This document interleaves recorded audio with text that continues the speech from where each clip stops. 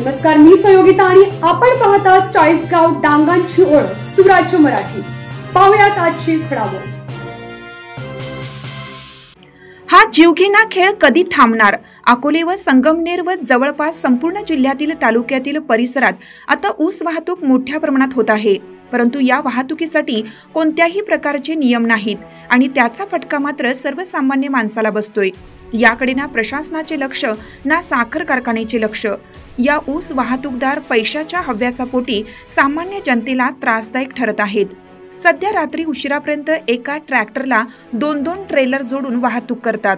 मर्यादेपेक्षा जास्त प्रमाणात ऊस भरल्याने कधी कधी हा ट्रॅक्टर पंक्चर होतो व चालकाला नियंत्रण न झाल्याने तो कलंडतो, तर कधी रस्त्यावर आडवा होतो, तर कधी शेजारून जाणाऱ्या वाहनांवर आदळतो।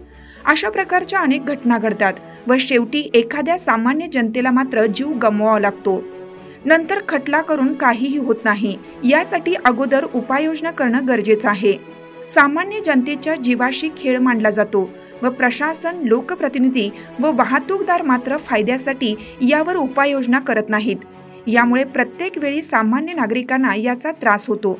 यासाठी प्रशासनाने याकडे लक्ष द्यावे अशी मागणी सर्वसामान्य जनतेतून होत आहे। सुराज्य मराठी करिता प्रतिनिधी अजय पवार, अहिल्यानगर। आपल्या सुराज्य मराठीच्या YouTube चॅनलला सबस्क्राइब करायला विसरू नका।